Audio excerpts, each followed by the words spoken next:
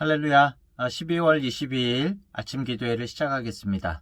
오늘 하나님의 말씀은 베드로 후서 1장 12절부터 21절까지의 말씀입니다. 그러므로 너희가 이것을 알고 이미 있는 진리에 서 있으나 내가 항상 너희에게 생각나게 하려 하노라. 내가 이 장막에 있을 동안에 너희를 일깨워 생각나게 함이 옳은 줄로 여기노니 이는 우리 주 예수 그리스도께서 내게 지시하신 것 같이 나도 나의 장막을 벗어날 것이 임박한 줄을 알미라. 내가 힘써 너희로 하여금 내가 떠난 후에라도 어느 때나 이런 것을 생각나게 하려 하노라. 우리 주 예수 그리스도의 능력과 강림하심을 너희에게 알게 한 것이 교묘히 만든 이야기를 따른 것이 아니요 우리는 그의 크신 위엄을 친히 본 자라. 지극히 큰 영광 중에서 이러한 소리가 그에게 나기를 이는 내 사랑하는 아들이요 내 기뻐하는 자라 하실 때에 그가 하나님 아버지께 존귀와 영광을 받으셨느니라.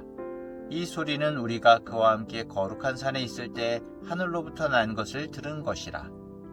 또 우리에게는 더 확실한 예언이 있어 어두운 데를 비추는 등불과 같으니 날이 새어 샛별이 너희 마음에 떠오르기까지 너희가 이것을 주의하는 것이 옳으니라. 먼저 알 것은 성경의 모든 예언은 사사로이 풀 것이 아니니 예언은 언제든지 사람의 뜻으로 낸 것이 아니요 오직 성령의 감동하심을 받은 사람들이 하나님께 받아 말한 것임이라. 아멘.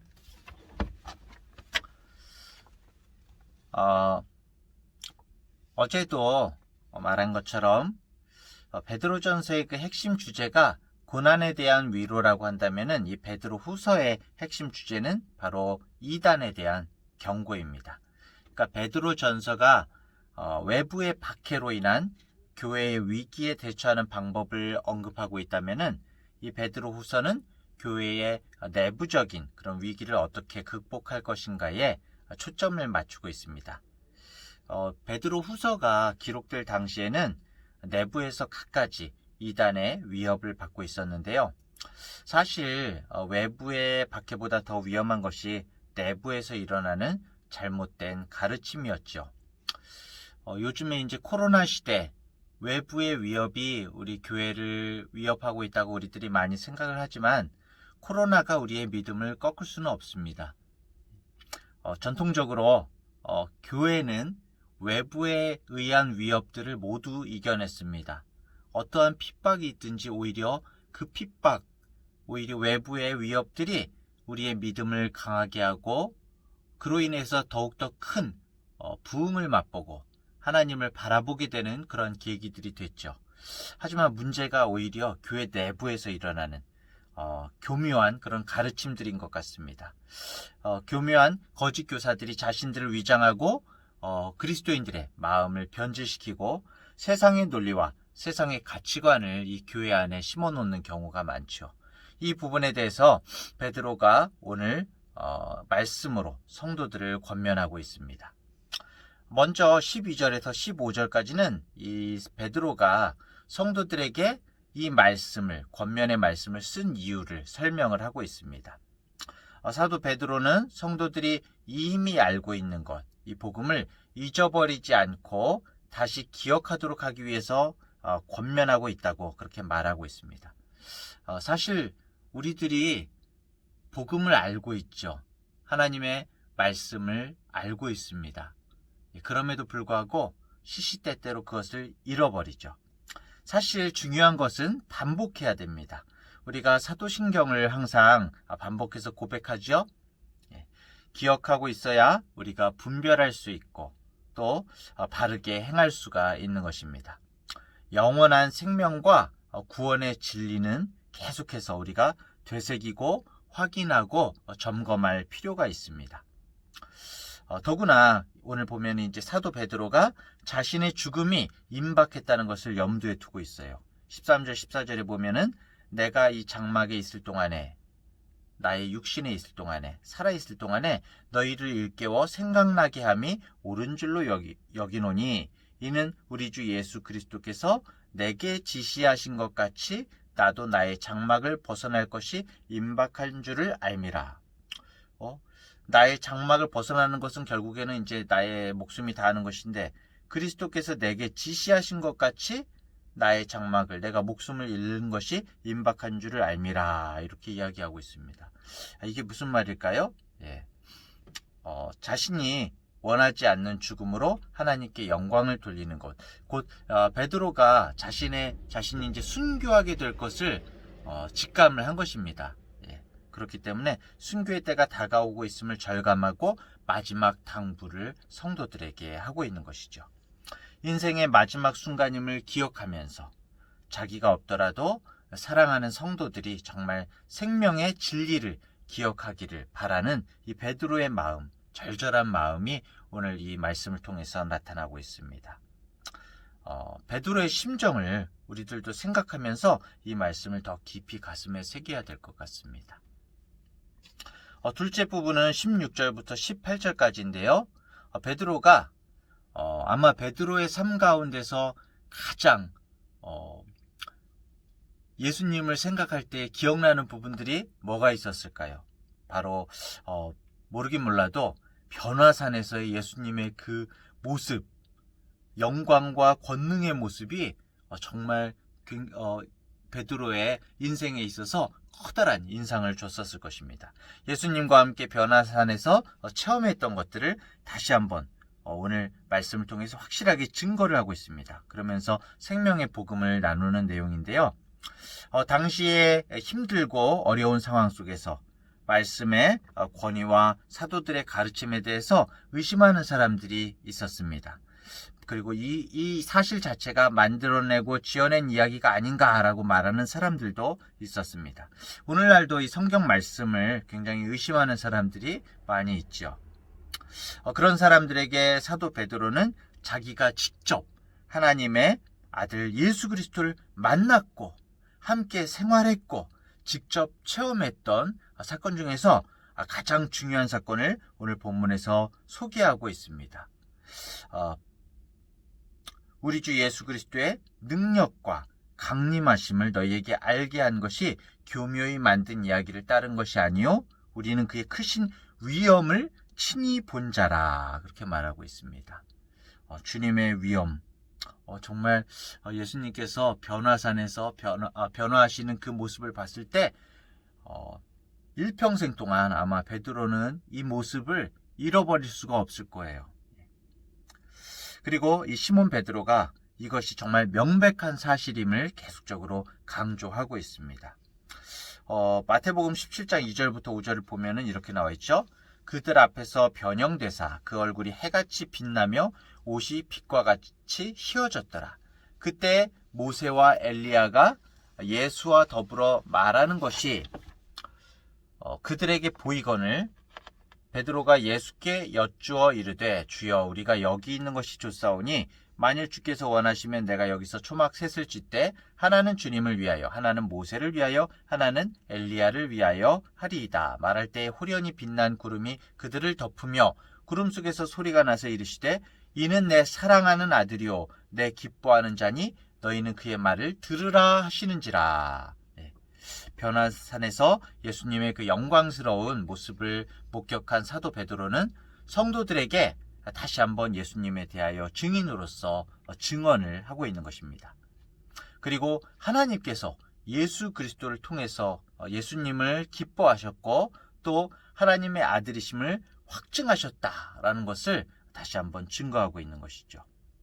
예수님께서 구약 성경에서 약속한 그 메시아 구주이시고 예수님을 믿는 사람은 누구라도 하나님의 자녀가 되는 특권을 누리게 되고 그리고 영원한 생명, 곧 구원을 받게 된다는 것. 그런데 이 놀라운 이 선언을 바로 하나님 아버지께서 직접 하셨다라는 것을 증거하고 있는 것입니다. 요한복음 10장 17절에 보면 내가 내 목숨을 버리는 것은 그것을 내가 다시 얻기 위함이니 이로 말미암아 아버지께서 나를 사랑하시느니라 이렇게 말씀하고 있죠. 하나님의 그 인류의 구원 계획을 위해서 친히 이 땅에 오셔서 낮아지시고 십자가에 죽기까지 복종하시고 구원을 완성하신 예수님을 아버지 하나님께서 기뻐하셨다는 것이죠. 기뻐하셨고 이것을 베드로는 자신이 직접적으로 목격했다. 그러면서 하나님께서 예수님께서 영광과 권능을 받으시는 그 모습을 직접 봤다라고 그렇게 증거를 하고 있는 것입니다.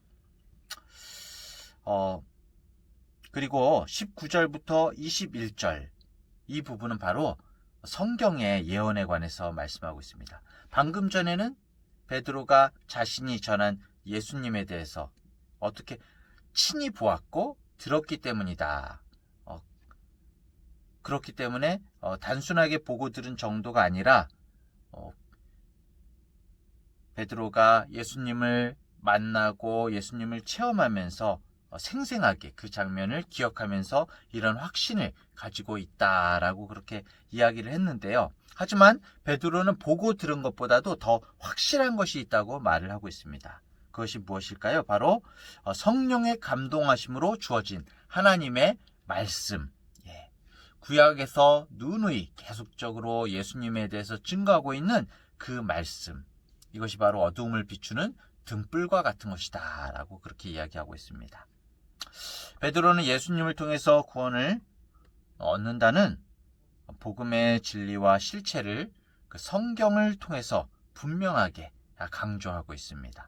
예수님께서 이 땅에 오시기 전부터 구약 성경의 수많은 선지자들을 통해서 예수님의 탄생과 이 땅에 오심과 십자가에 달려서 우리 죄를 대신하여 돌아가실 것들을 미리 예언하였고 또 실제로 성취되었습니다. 그래서 19절에 또 우리에게는 더 확실한 예언이 있어. 자신이 직접적으로 예수님을 체험한 것들이 있지만은 사실은 그것보다 더 확실한 예언, 하나님의 말씀이 있다는 것이죠. 어두운 데를 비추는 등불과 같으니 날이 새어 샛별이 너희 마음에 떠오르기까지 너희가 이것을 주의하는 것이 옳으니라 이렇게 말씀하고 있습니다.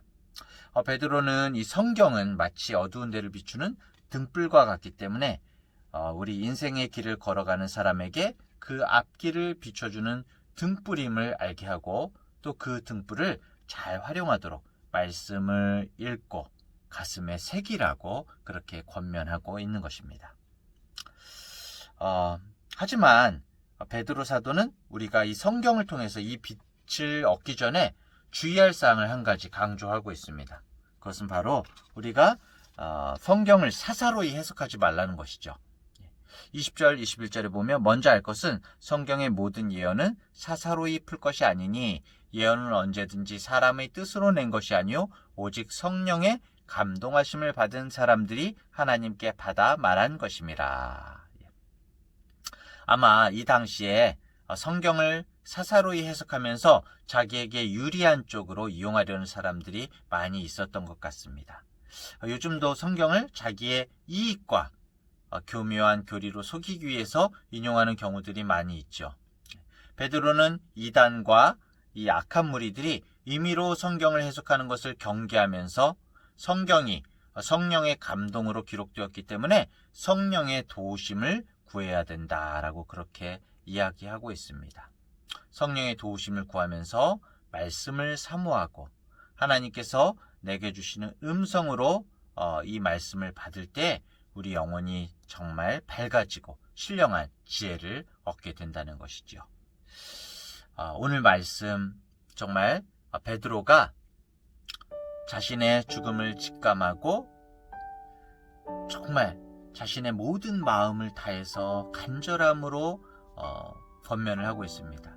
그런데 자신이 체험했던 예수님을 먼저 증거하고요. 그런데 그 체험보다 더욱더 중요한 하나님의 말씀의 증거들이 있다는 것을 이야기합니다. 그런데 그 말씀은 사사로이 풀 것이 아니라 성령의 능력으로 깨달아야 된다라고 그렇게 말씀을 하고 있습니다. 오늘도 성령님께 깨닫게 해주시기를 구하면서 오늘 하루를 주님을 바라보면서 걸어가는 우리 모든 성도님들 되시기를 간절히 축원합니다. 오늘 기도의 제목은 방금 전에 함께 나눈 말씀으로 기도하겠습니다. 정말 우리가 사실은 이 자세가 베드로의 자세가 우리의 자세가 되어야 될 것 같아요.